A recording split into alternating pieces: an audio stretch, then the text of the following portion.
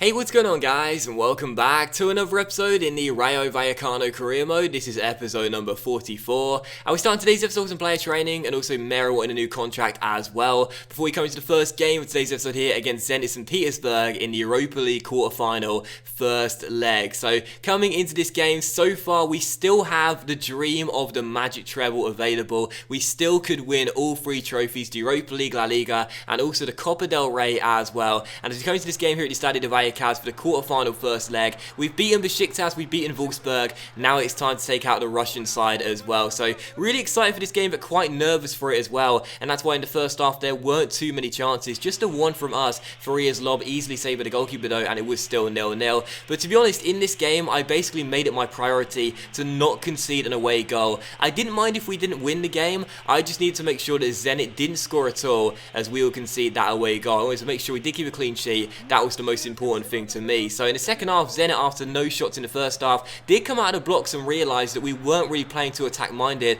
and were pretty defensive really throughout the game. First chance half for Zenit fell to Hulk. His free kick went over the bar, and then Kev made a good save there and kept the score at 0-0. With 23 minutes to go, there was another chance for Zenit here. My defending was absolutely atrocious in this game, but this shot went harmlessly over the bar and behind for a goal kick, and the final chance fell in stoppage time as well, as Zenit managed to get the ball into the box once again, as they really sensed danger, kept on looking for the away goal, which would have been crucial, but Amat made an absolutely fantastic block here on Saudi, I think it was, as he turned his shot behind and deflected it behind for a corner. So final score at the Estadio de Vallecano, 0-0 in this European tie in the first leg. And again, to be honest, not the best of games from me. All of my 3 attempts came in the first half, and all of Zenit's 9 attempts came in the second half. The cliche is the football is a game of 2 halves, and that was true in this game really. First half we played better, the second half Zenit played better, but to be honest, a 0-0 draw, I mean, that wasn't what I was playing for, but I certainly wouldn't have been against it at the start of the game. In the second half, Zenit put us under so much pressure. I dug in really and just tried to contain them. In the end, it worked. We got ourselves a goalless draw. We'll go into the second leg. You'll see that in today's episode as well, away in Russia. And I fancy my chances of scoring at least 1 goal in that game. So going into that one, I do fancy our chance of progressing, as we'll score that all-important away goal. Zenit didn't get one at all, and that could be the difference maker in the second leg. But still, we had to turn our focus back to La Liga for the second game of today's episode here, as we would take on Deportivo, desperate to stay top of the table. Our last La Liga game was a 3-0 victory over Getafe away from home, and what a start in this game as well. Just 12 minutes in, as we will take the lead for you-know-who. Adama scoring once again. He won the ball back down the right-hand side, just inside the Deportivo half, and this guy just has so much pace. He levers a shot in from the tight angle and scores his 3rd goal in 2 games. Gets his 5th of the season and makes it 1-0 to Rayo Vallecano. So the perfect start to this game. We took an early lead, and it was Adama, the main man this season, with the goal. Lucas Perez, the new Arsenal striker, went pretty close there. That shot going just wide of the post, as Deportivo tried to get themselves back on level terms, and he had one final chance and a half here just before the break in stoppage time in the first half. I completely messed up with Caballero here. Should have let the ball run behind for a corner. Instead tried to prevent it and just get the danger clear, but I cleared it straight to Jonas Gutierrez, the former Newcastle United man, who chested and volleyed the ball into the back of the net and made it 1-1. So terrible from Ethan Caballero. I tried to prevent the corner, I did, but gave it straight to Gutierrez. I don't think that Kepa should have been beaten there from that shot. It was powerful, but he shouldn't have let it go in the near post, but he did, and Deportivo got themselves back on level terms. But it was my fault really for not just conceding a corner like I should have done and trying to clear it and prevent it. But still 1-1 going into the break. But in the second half here, just 9 minutes after the restart, we kept on attacking down the right hand side, because that's where most of our goals can come from this season, mainly due to this guy Adama, who gets his 2nd brace in 2 games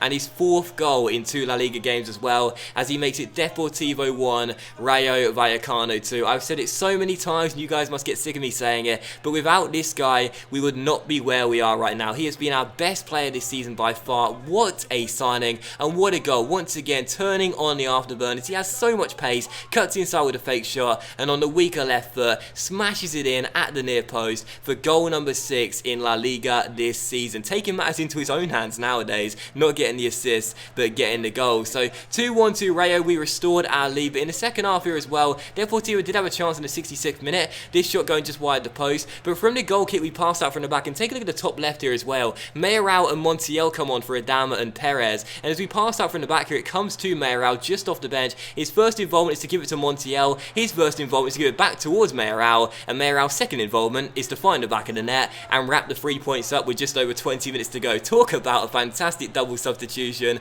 Brought on Mayoral and Montiel, and they combined for our third goal with a neat little 1-2 and a good passing play. So a great little through ball by Montiel there, threading the needle, giving it to Mayoral, and Borja Mayoral, who has been amongst the goals of late, obviously in recent weeks hasn't played as much, but still a very important striker for us, because whenever he does play, he does score, and he shows it there as he makes it Deportivo 1, Rayo Vallecano 3. The final chance fell in stoppage time. Caballero went in search of his second goal for the club. It was a good save with the goalkeeper though, and turned behind for a corner, but it was how the game would finish. 3-1 to Rayo. We stay top of the table, and with just a few games to go in La Liga, we may only be top on the head-to-head ruling as Real Madrid continue to win their games as well, but we're still top of the table, and I'm so desperate for us to win the Magic Treble in just our second season. Europa League, Copa del Rey, and also La Liga as well. It is going to be tough to maintain our focus in all three competitions, but so far we're doing the job, and long may it continue. And performances like this one as well, I'm sure we'll be able to at least pick up one piece of silverware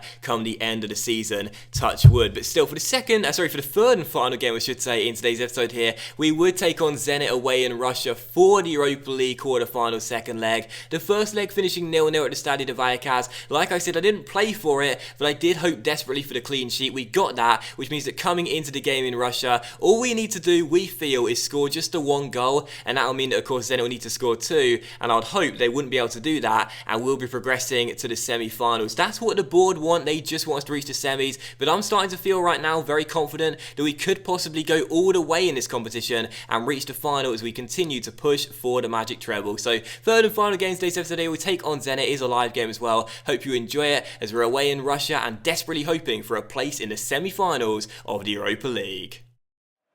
So as we come towards the end of the first half, it is still 0-0. Can we find a goal from somewhere, or can Zenit open the scoring and break the deadlock in stoppage time in the first half? Chateau on the ball, crosses to the centre. Oh, Mera! Oh my god! I don't believe it! Zenit have taken the lead, and I can't believe it! Mera, what are you doing? I was controlling Cyen's, wanting to head the ball clear, and Mera has just finished like a striker. I can't believe that! Oh my god! I think that is the worst thing I've seen in a long time from the AI defender. I can't believe that! Zenit have taken the lead. I'm speechless, and this is me we're talking about here. I'm stunned. What? Why did he do that? Why did he do that? Zenit have taken the lead. I can't believe it. I actually can't believe he's done that. For what purpose? I was about to head the ball clear with no problem whatsoever. I can't believe that. It's 1-0 Zenit, and we trail going into the break from a chance out of nothing in the first half with no real chances whatsoever. That's unbelievable. We're just over an hour mark now, and I've still created absolutely nothing in this game, but I'm still fuming at the way we conceded the own goal. I mean, honestly, there was nothing I could have done about it, and I mean that. I will always take the blame when I've done something wrong, but, oh, that's a terrible pass. Like there, I'll take the blame for that, but there was nothing I could have done about that goal, as we still trail by the goal to nil. But here's Adama through towards Faria, and we need to get the ball forward quickly, but I just can't create anything. But Faria hustles and wins it back. That's an awful challenge, and that should be at least a booking for Lombards. That'll be the third yellow card for Zenit in this game. They've committed so many fouls in this one, stopping me from attacking, and there's another one right there. They've had a game plan, to be fair to them. They've stuck to it, and it's working well. And here's Saudi, tackled by Bainer, and maybe a chance here with Exaberia finding Tras Horace, the old boy, through towards Faria. He's been one of our most dangerous players. Faria's inside. I'll go for goal. Oh, it's straight at the goalkeeper. The last game I did that twice with Adama, and we scored 2 goals from it. Clearly against Zenit, it's not going to work, and if it's not Adama, it's certainly not going to work. Still 1-0 to Zenit.